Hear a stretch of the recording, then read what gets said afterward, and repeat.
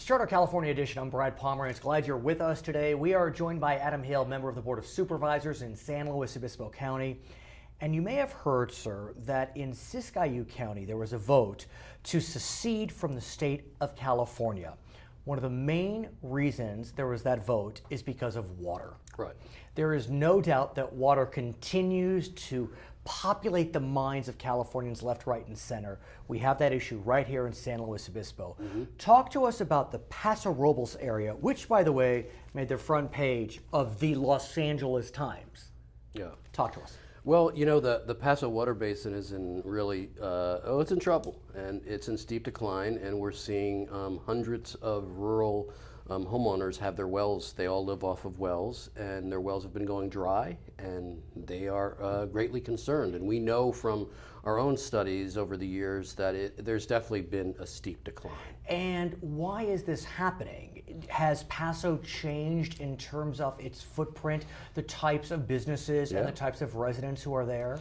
Oh, sure, yeah. Paso's grown. The whole area in North County, particularly because of the growth of the wine, the wine industry. And that's is the obvious. I mean, that really is the key. Paso, over the last 10, 20 years, has become just a majestic region for wineries, beautiful grapes growing there, plenty of tourism as a result of the wine industry. Yeah, the tasting rooms, the vineyards, the Paso wines that have become famous now. It's become one of the three major wine regions of our state. So what's happening? Is it that ag is using too much water, or is it that residents are using too much water? Is it global warming? Is it all of the above, none of the above? It's all of the above, I think. We see that certainly ag has expanded, expanded greatly. Right. And with that, every kind of ag, from the ag that most people would consider very necessary, like row crops and things that we need to feed people, to wine grapes. And they do, and ag certainly draws the most, but there's been an expansion of residences, and there's been expansions of businesses. So it's been that, and there has been a historic drought. Right. So you have the sort of cliched perfect storm of things occurring at once. And what needed to happen, at least pursuant to a vote of the Board of Supervisors, was an urgency ordinance to be passed. Right. It needed 4 votes. There are only 4 members of the board because of the recent passing of Paul Teixeira. Correct. And miraculously, the 4 of you got together and agreed upon an urgency ordinance, which does what? So the urgency ordinance, which we passed, which is about 45 days now long, is how long it will be in effect. It kind of is a timeout. Okay. So it puts a quasi moratorium in on new planting, new building. If there's to be new planting or new building, you would have to do an offset, a 1-to-1 water offset. So you couldn't draw any more water from the basin.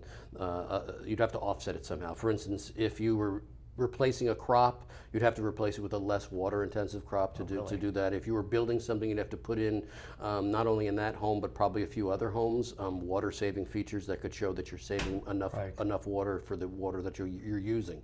So that was a big part of it, was the offset. So here's the challenge. 45 days is a nice timeout, Right. but I am sure the water basin didn't become in the state that it is in 45 days. Right. You can't do much in 45 days.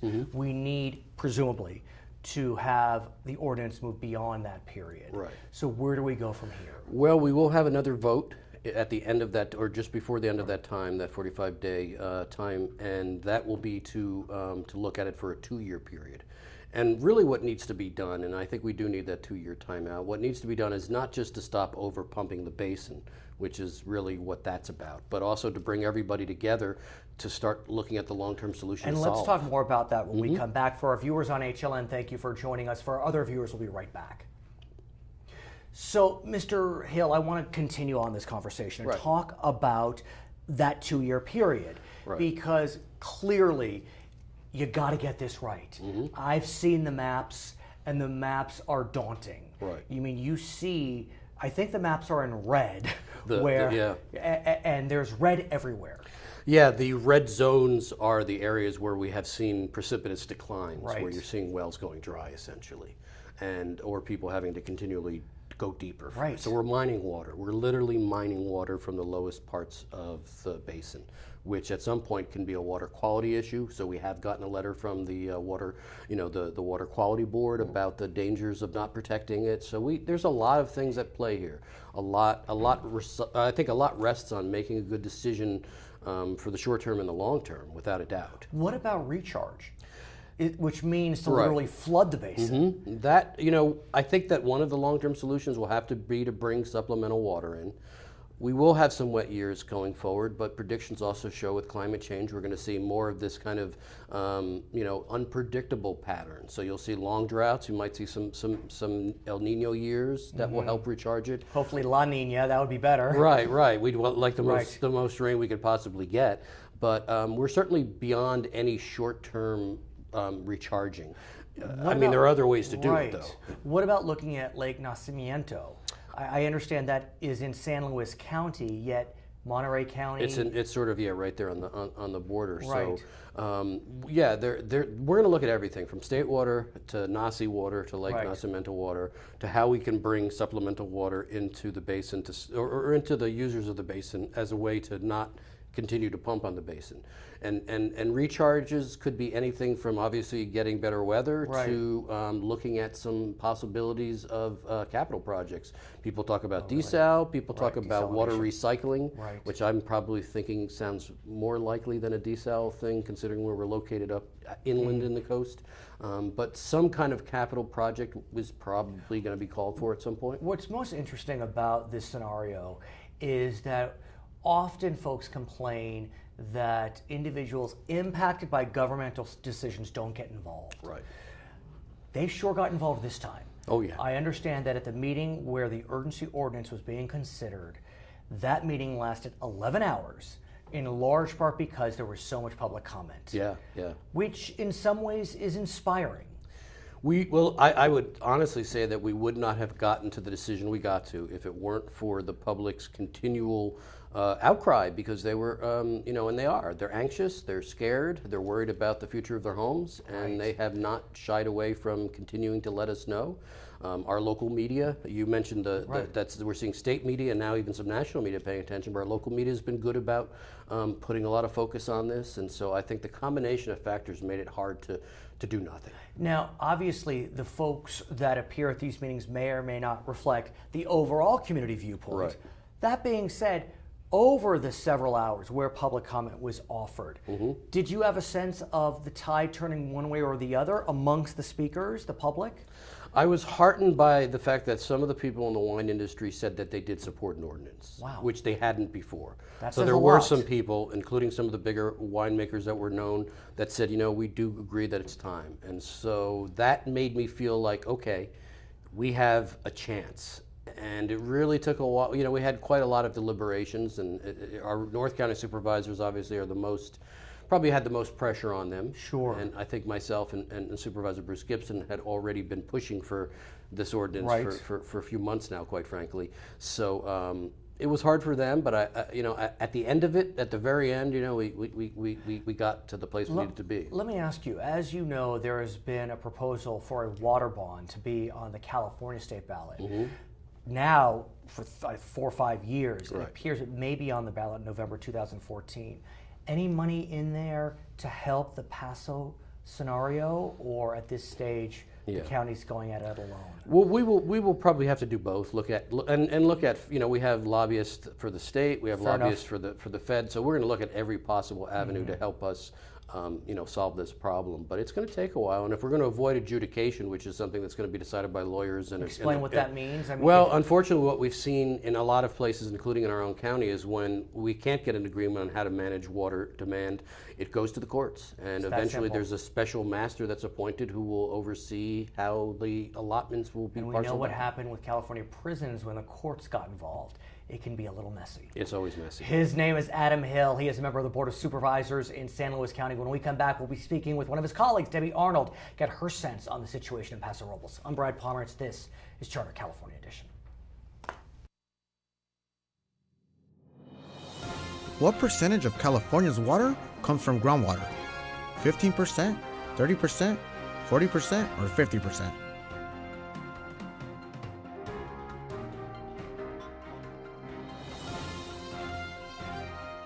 roughly 30% of water deliveries in California come directly from groundwater.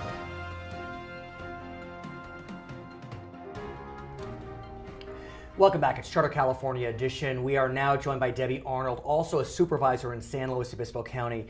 And as I mentioned to Supervisor Hill, on the front page of the Los Angeles Times is an article about this scenario dealing with the water shortage in that region. Two pictures. I mean, look, a very prominent picture on the front page. Billy Parks. I understand that Cindy Steinbeck, you know Cindy Steinbeck, and there's her picture. Wow. Wow. So the whole state is watching our literally situation. Now, you don't live on top of the Paso water basin. That's correct. But you represent portions of the Paso water basin. That's correct. So talk to me about it. You're right there. You're ground right zero. There. And I have the advantage of understanding the wine industry and the farming aspect and being a resident. Exactly. You're all of it. A rural resident. As a matter of fact, through the discussions, I've been able to tell people quite honestly, I know exactly what it's like to have your well go dry, and it's happened over the right. And just 40 so our years. viewers understand, you're a supervisor who is a resident of rural parts of San Luis Obispo County, and your family's business is wine.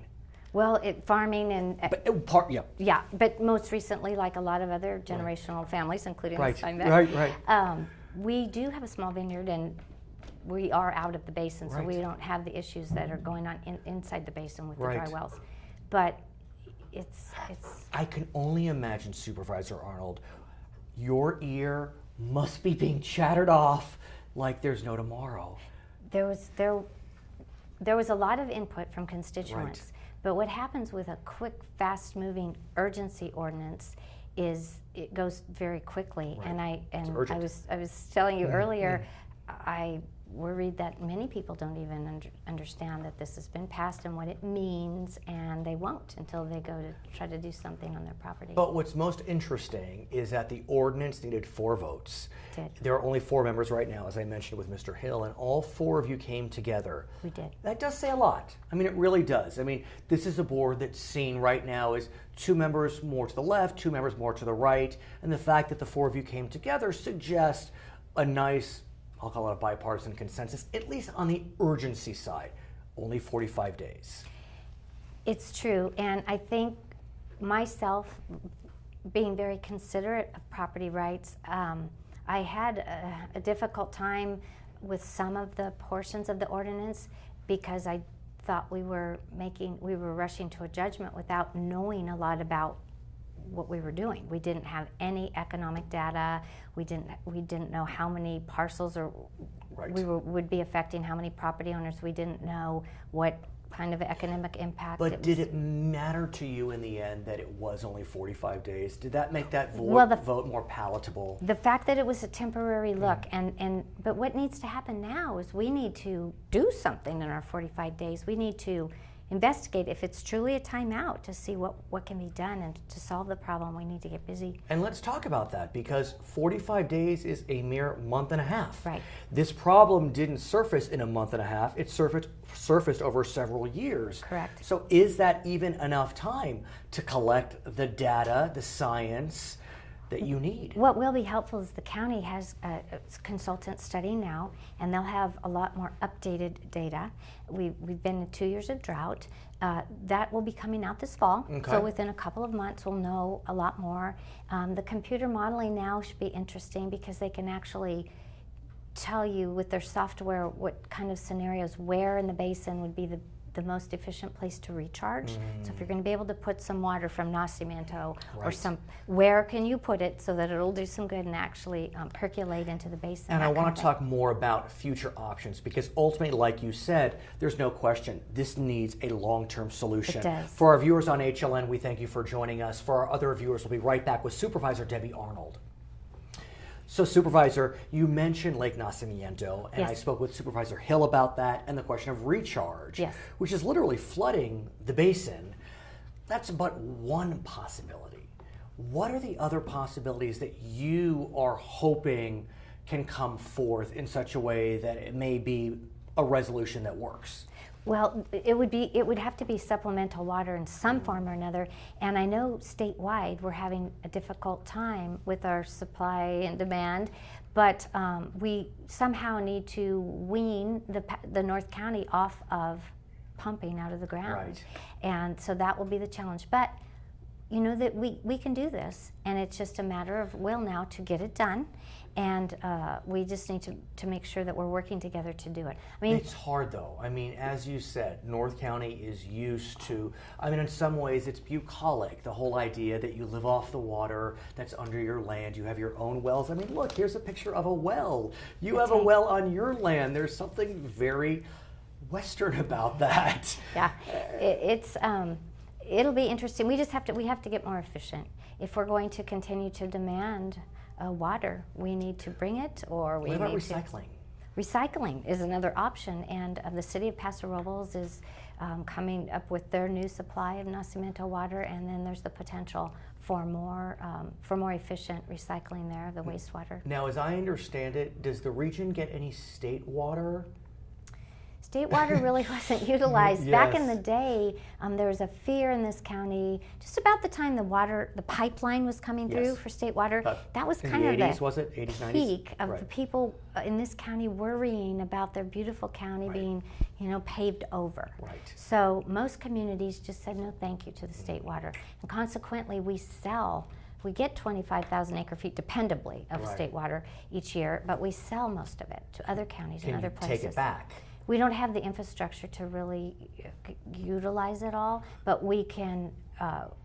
We get paid, and we could start to Use it. Well, what about using that money to develop some more the infrastructure. infrastructure? Right, and we have to start to hope that people are, because the way things turned out the last 20 Right. years, we've built a huge economic base Right. in its vineyards and its wineries and its tourism, and Right, it's and all Paso kind of is- together, and we don't have a lot of other things going on economically. in the As you county. probably know, it is likely there will be a water bond on the state ballot November 2014. Any way for this county to access some of that money, if you know, or is that really to address statewide issues? And Well, it's dealing a lot with the Delta and the Right. situation over there, and it's been, as you know, a holdover Oh, for yeah, some years now, absolutely. trying to get it on. And it still remains to be seen whether the bond will pass. The there's no voters will- doubt. I mean, we don't even know what the bond will be at this stage. I mean, it was exactly. $11.1 billion, but there was a sense there was too much pork in there. But here's an example of maybe we need a little pork for San Luis Obispo County, because the situation is getting dire. We have still some unclaimed Nacimiento water that could go a long way to helping us solve the problem. It's about building the infrastructure to deliver it where it needs to go. So would you look toward a county bond? Is it time to go That will be down the that path? discussion now. There are a lot of choices. California water law is very complex. Right. There are a lot of choices. Who of would have different thought kinds you'd of grow water. up and have to become a water expert? Exactly. Lots of choices on the different kinds of water districts, and Is there a water district in that area? no, there hasn't been. Should People- there be? There will need to be some kind of community coming together and creating water governance, whether that ends up falling onto the county or people, I hope, that our constituents choose to govern their own water. So you are supportive of such an Some effort? kind of water district, and I think that is because that then allows you the possibility of building infrastructure and delivering water where it needs to be. Because Without then- it, you Because can't get much arguably, done. you wouldn't have to go county-wide for a bond. You can go to the voters within that water district. Mm-hmm. And so that really is the epitome of local control. Absolutely. I'm very compelled by that notion. You know What what's do you think? interesting is I represent the city of Atascadero. Right. And the water comes up north, up the Right. Salinas River, and it kind of ducks off into the Atascadero subbasin. The Atascadero subbasin was not brought into this discussion because they have plenty of water. And they're fine. And then it kind of spills over into Templeton and Right. back into the Got it. Paso Basin.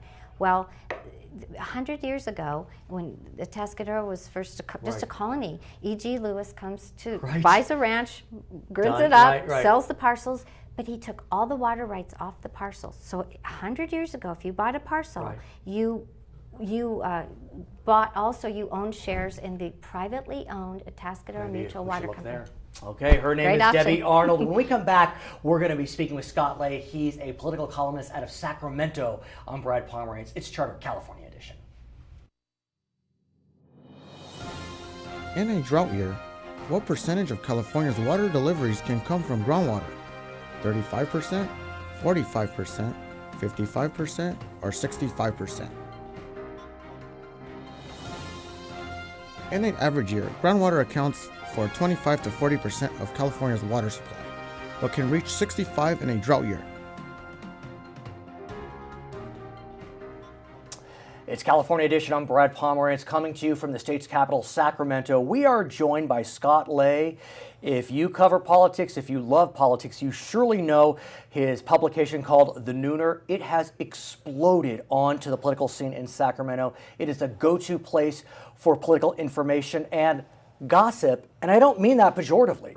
I mean, in the truest sense, you want to get political gossip, you get The Nooner. That's right, Brad. Thank you so much for having me. And as you know, when you come up and visit Sacramento here, there's a lot of insider information that's found at the Capitol watering holes, at the restaurants, in the hallways of the Capitol. And that's information that citizens around California and around the country need to have access to so they understand the policy dynamics. And it's not gossip in the pejorative sense, as you mentioned, but rather knowledge about who may really be running for a particular office. And so people can understand what pathways may be of their favorite elected official. I have to ask you how you were able to grow this publication in a mere 2 years to what it's become. I mean, honestly, it is, I'm not trying to be a sycophant, it is the go-to place for Sacramento politics. I think it takes a unique perspective, and I've earned a reputation of being fair to all political parties and sides and not taking a partisan a stance. It's informational. It's informational, but it also has humor in it, and people like the perspective that you can have a little bit of fun with politics, but you're not doing it at the cost of an individual or a specific cause. And on a good day, I'm conservative. I'm criticized as being both too conservative and too liberal. I get the same thing. I get letters accusing me of being a careless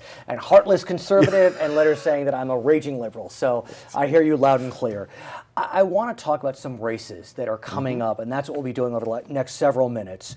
Statewide, we have 8 constitutional officers. I think it's fair to say that 2 races are considered contested: Secretary of State and Controller. And let's talk about those races. Secretary of State Deborah Bowen will be moving on. She's term limited. Who do we think will be running for that office? Well, several Democrats have stepped forward and one Republican. So you have Derek Cressman, who was with California Common Cause, a campaign finance reformer. Reminds me of Tony Miller. That's Remember right. From the 90s, who was acting Secretary of State? Tony, who stepped up. You have Alex Padilla, who's a state senator, and you have Leland Yee, who's also a state senator. My. And then finally, you have Pete Peterson, who comes out of what some may say more of a libertarian institute based at Pepperdine University, carrying the Republican banner. What's noteworthy about these statewide offices, however, is the Democratic dominance in California has only grown over the last year and a half. Democrats have increased their margin over Republicans by 500,000 voters just since last January. Voter registration. Voter registration. Now, truly, voter performance always will lean a little bit more to the Republicans. But if we look at a race like we expect in the general election next November, Republicans will need to get 80% of the swing voters statewide in order to capture any of those statewide offices. And remember, they may not even get, they being the Republicans, to the general. Because with constitutional officers and all offices, the top 2 vote getters advance regardless of party. So you could see general election races that pit Democrats against Democrats. Well, so let's talk about the controller race right now, where there is no Republican that's made a significant motion towards running for controller. You have Betty Yee, who currently represents the board, or is currently on the Board of Equalization, the district that's largely San Francisco and the Bay Area, and she may face a challenge by Assembly Speaker John Perez. Now, that very well could mean a Democrat versus Democrat runoff in the November general election. When we come back, I want to continue our conversation, speak about state Senate races, state assembly races, and even U.S. congressional races. We're speaking with Scott Lay of The Nooner. For our viewers on HLN, we thank you for joining us. For our other viewers, we'll be right back. So, Scott, I want to continue our conversation and talk about the state Senate. I think it's fair to say, sir, that when Michael Rubio stepped down from the state Senate earlier in the year, a bit of a surprise, I think most presumed the Democrat, whoever that may be, would keep that seat in the Democratic column. Did not happen. Andy Vidak, a Republican, pulled it out, and I think it caused some shockwaves throughout Sacramento. Is that fair? I did cause shockwaves. I think they may be somewhat overstated as to what it might mean for greater Democratic versus Republican politics in the state. The Central Valley is unique. The Central Valley will elect Democrats. The deep Central Valley that we're talking about here, Kings County, in the area between Fresno and Bakersfield. However, they look for conservative Democrats that are perceived to be more conservative than Leticia Perez came across in that special election. So you look at a Jim Costa, before Michael Rubio, as you mentioned, after that. Now, Mr. Vidak will be running for re-election, presumably, but in a different district. The district actually ekes a little bit more conservative next year, and this also gets into district numbering. It's important to remember that even-numbered districts happen in off-cycle elections, so when the governor's on the ballot, as opposed to odd-numbered districts, which are on the presidential ballot. Presidential ballots will always give a few more percentage points to Democratic candidates in general elections. So if the new Senate District 14, which was Senate District 16, where the special election was this year, if that was during a presidential election, it would very well be a toss-up. But at this point, we look at it as a lean Republican seat. I want to talk about Anthony Cannella, a Republican in a district that many believe trends Democratic. Although you look at his voting record, I mean, he seems to have really towed a moderate line. Well, with a 16-point voter registration advantage for Democrats, on paper, people would say, how do Republicans win this seat?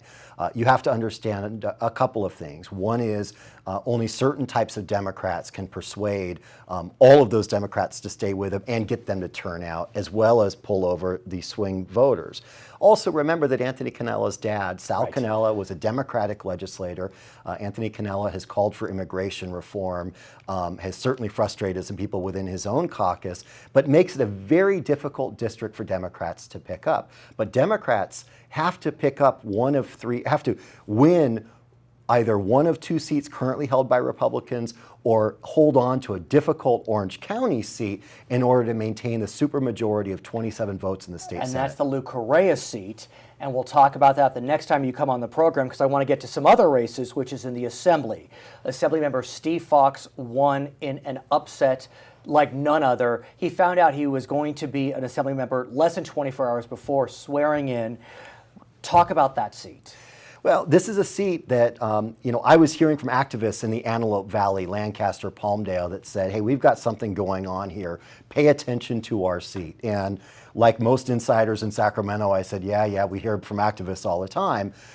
And sure enough, what happened was Ron Smith, the businessman Republican that ran in the primary, or won in the primary, spent most of his money in the primary. In fact, at the end of the campaign, he was sending money to other parts of the state and not spending it locally. Had he simply spent, I believe it was $36,000 that he transferred elsewhere, had he spent it locally on Get Out the Vote, he would be Assemblymember Ron Smith, and Steve Fox would have been a defeated candidate. Could Steve Fox pull it out in 2014?